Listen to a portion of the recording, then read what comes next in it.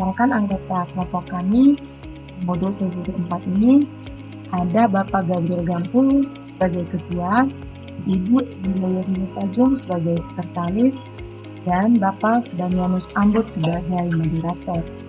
Oke, baiklah, sekarang di sini saya akan menjelaskan tujuan pembelajaran yang akan kita capai di dalam diskusi kelompok ini. Yang pertama adalah calon guru penggerak dapat menganalisis yang disediakan berdasarkan dengan konsep-konsep inti dalam modul budaya positif bersama dengan anggota calon guru penggerak yang lainnya. Yang pertama, kita masuk di kasus yang pertama.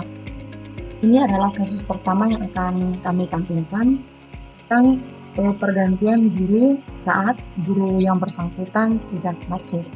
Memberikan kesempatan kepada Bapak Fasilitator dan juga anggota kelompok lain untuk menyimak kasus pertama ini.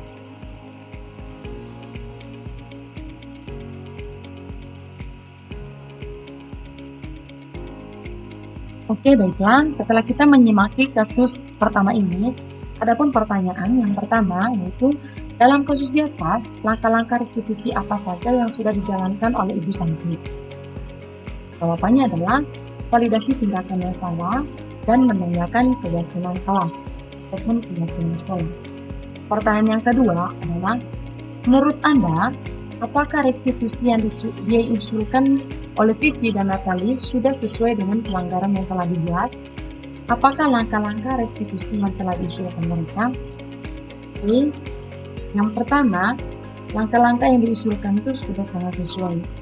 Langkah-langkah restitusi yang telah diusulkan oleh Vivi dan Natali yaitu mengadakan sebuah diskusi kelompok dengan teman-teman sekelasnya dengan tema penerapan keyakinan kelas, utama tentang sikap saling menghormati. Yang kedua, meminta izin kepada kepala sekolah untuk mengadakan diskusi kelompok tentang penerapan keyakinan kelas, terutama tentang sikap saling menghormati. Yang ketiga, mengirim email kepada ibu ini tentang gagasan yang mereka buat. Lalu yang terakhir adalah meminta kepada kepala sekolah jika suatu saat kelas mereka tidak ada guru, maka ibu ini yang menggantikannya. Sekarang kita masuk di pertanyaan yang ketiga. Dalam kasus tersebut, posisi apakah yang telah diambil oleh ibu ini dan dalam menangani masalah Vivi dan Natali? Jelaskan jawabannya. Oke, baiklah. Sini posisi yang dilakukan oleh ibu ini adalah restitusi dalam pembuatan merasa bersalah dan sebagai teman. Penjelasannya, pada cerita atau kasus di atas terlihat sekali ibu ini menegur Vivi dan Natalia dengan lembut yang membuat Vivi dan Natalia merasa bersalah. Seperti kata contohnya tadi, karena ayolah nak, kerjakan tugasnya, nanti saya ditegur oleh kepala sekolah. Jadi di sini seakan-akan yang dilakukan oleh ibu ini itu membuat Vivi dan Natalia itu merasa bersalah dengan tindakan yang mereka lakukan. Lalu yang kedua itu sebagai teman. Kenapa sebagai teman? Karena pada cerita atau kasus di atas, ibu ini terlihat tidak menyakiti Vivi dan Natalia, tetapi ibu ini berupaya mengontrol mereka melalui diskusi. Sekarang kita masuk di pertanyaan keempat, yaitu jika Anda adalah Pak Hasan, bagaimana Anda menyikapi langkah yang ditempuh oleh Ibu Santi? Ini jika kami seorang kepala sekolah, maka kami akan meminta Ibu Santi agar kedepannya ketika sakit harus menyampaikan terlebih dahulu kepada kepala sekolah untuk membicarakan langkah yang akan diambil sekolah tersebut. Yang kedua, kepala sekolah mendukung dengan tindakan yang dilakukan oleh Ibu Santi. Karena setelah Ibu Santi mendapat laporan dari ibu ini, dia pun langsung memanggil Vivi dan Natalia untuk memintai kejujuran mereka terkait dengan tindakan mereka kepada ibu ini.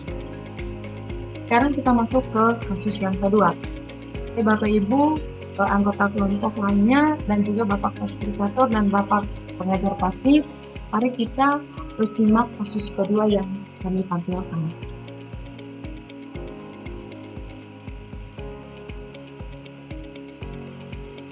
Bapak Ibu, sekarang kita masuk di pertanyaannya. Pertanyaan yang pertama, dalam kasus tersebut, sikap posisi apakah yang diambil oleh Pak Lukman? Jelaskan dan apakah indikatornya. Yang pertama, posisi yang diambil oleh Pak Lukman itu adalah pemberi hukuman. Alasannya, karena dari kasus cerita di atas tadi terlihat sekali Pak Lukman memberikan hukuman kepada Sabrina dengan tidak menggunakan sepatu selama di sekolah karena telah melanggar aturan sekolah. Dan indikatornya di dalamnya itu yaitu Sabrina pun dengan berat hati menerima hukuman dari Pak Lukman, hingga akibatnya Sabrina selama seharian tidak bergabung dengan temannya karena malu tidak memakai sepatu. Kita ke pertanyaan yang kedua. Bila Bapak Lukman mengambil posisi sebagai seorang manajer, apa yang akan dikatakannya? Pertanyaan-pertanyaan seperti apakah yang akan diajukan ke Sabrina? Jelaskan. Oke. Pertanyaan yang akan dilontarkan oleh Pak Lukman ketika posisinya Pak Lukman sebagai seorang manajer adalah, mengapa Sabrina tidak menggunakan warna sepatu sesuai dengan ketentuan di sekolah? Kedua, apakah Sabrina bersedia tidak mengulangi lagi kesalahan ini? Yang ketiga, bagaimana rencana Sabrina untuk menyikapi peristiwa itu agar tidak terulang kembali? Nah, dari ketiga pertanyaan di atas, terlihat tugas seorang manajer bukan untuk mengatur perilaku seseorang, tapi untuk membimbing murid untuk dapat mengatur dirinya sendiri. Seorang manajer bukannya memisahkan murid dari kelompoknya, tetapi mengembalikan murid tersebut ke kelompoknya dengan baik dan kuat. Oke, sekarang kita ke pertanyaan ketiga. Kira-kira bila Anda adalah seorang kepala sekolah, nilai kebajikan apa yang ingin dituju oleh peraturan harus sepatu berwarna hitam? Nah, nilai kebajikan yang diambil di sini adalah berkomitmen dan berintegritas. Jadi, bagaimana Anda menyikapi langkah yang diambil oleh Pak Lukman mengenai kasus tersebut?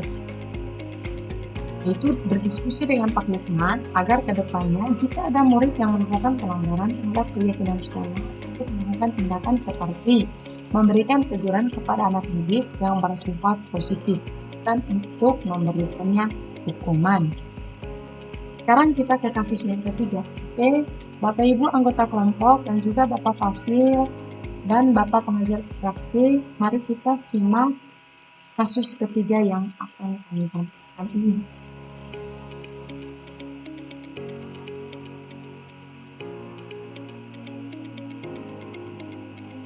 Oke, sekarang kita masuk ke pertanyaan yang pertama. Posisi kontrol apa yang diambil oleh Ibu Dani dalam pendekatannya kepada Fajar? Posisi yang dilakukan oleh Ibu Dani adalah posisi kontrol pembuat merasa bersalah. Kedua, membaca sikap Fajar, kira-kira kebutuhan apa yang diperlukan oleh Fajar? Kebutuhan yang diperlukan oleh Fajar itu adalah kebutuhan kasih dan sayang. Pertanyaan yang ketiga, bila mana Ibu Dani mengambil posisi pemantau, apa yang dilakukan atau apa yang dikatakan olehnya? Pertanyaan seperti apa yang akan diajukan? Jelaskan. Pertanyaan yang akan diajukan apabila Ibu Dani mengambil posisi sebagai pemantau itu yang pertama, Fajar, kenapa kamu tidur di kelas? Nah, Fajar, kamu tahu tidak bahwa tidur di kelas itu melanggar kesepakatan kelas? Nah, Fajar, bisakah kamu untuk tinggal di kelas selama 10 menit untuk menyelesaikan materi yang tertinggal saat kamu tidur? Nah, dari ketiga pertanyaan di atas, penjelasannya adalah konsekuensi logis dari penerapan posisi kontrol pemantau adalah murid memahami konsekuensi yang harus dijalankan karena telah melanggar salah satu peraturan sekolah. Guru tidak menunjukkan suatu emosi yang berlebihan, tapi menjadi marah atau merasa bersalah. Murid tetap dibuat tidak nyaman, yaitu dengan harus tinggal kelas pada waktu jam istirahat dan mengerjakan tugas. Guru tetap harus memantau murid pada saat mengerjakan tugas di jam istirahat, karena murid tidak bisa tinggal seorang diri. Lalu pertanyaan yang keempatnya adalah, apabila Anda adalah kepala sekolah dan mengetahui hal ini, bagaimana tindakan Anda? Kepala sekolah berkolaborasi dengan guru mata pelajaran, guru kelas, dan juga guru BK untuk mencari solusi tentang kebiasaan anak yang tidur di kelas saat kegiatan belajar mengajar. Sekarang kita masuk di kasus yang keempat. Oke, Bapak Ibu, seperti biasa kami akan menayangkan kasus yang keempat ini. Silakan kita menonton bersama.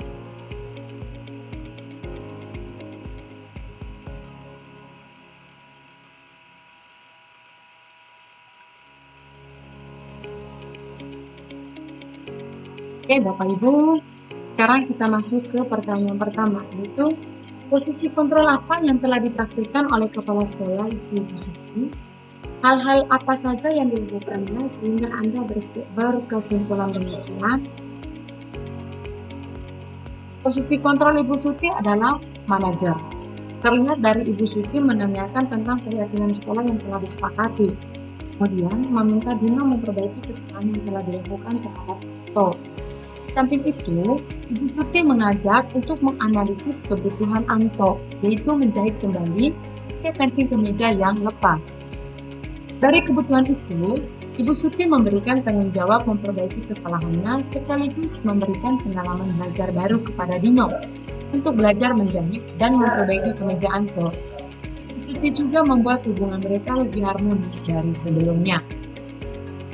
Pertanyaan yang kedua, dalam kasus tersebut, bagaimana Dino dikuatkan? Bagaimana Anto dikuatkan oleh Ibu Suti? Baiklah, dalam penyelesaian kasus di atas, Dino dikuatkan pada keyakinan sekolah yang telah disepakati, yaitu saling menghormati. Karakter Dino dikuatkan setelah dia diberikan tanggung jawab memperbaiki kesalahannya. Yang mengaitkan ke keyakinannya yang lebih tinggi adalah Ibu Suti. Ibu Suti mengaitkan keyakinan Dino pada keyakinan yang lebih tinggi, yaitu bertanggung jawab. Dalam kasus di atas juga pun, Anto dikuatkan dengan rasa bertanggung jawab atas apa yang telah diberikan oleh orang tuanya, yaitu baju seragam. Karakter Dino dikuatkan oleh Ibu Suti untuk bersama-sama dengan Dino untuk memperbaiki kancing baju yang telah dirusaki. Dari cerita di atas, Dino puas karena diperlakukan dengan nyaman, tidak dipojokkan keyakinannya, dikuatkan dan memperoleh pengalaman belajar menjahit. Anto puas karena kebutuhannya terpenuhi. Hal ini terlihat dari kedua anak tersebut pada jam pulang sekolah sudah bercengkraman dan bersanda gurau kembali. Kira-kira nilai-nilai kebajikan atau keyakinan sekolah apa yang dituju dalam kasus tersebut? Jelaskan. Nilai kebajikan yang dituju pada kasus di atas adalah bertanggung jawab dengan hal yang telah dibuat dan memperbaiki kesalahannya.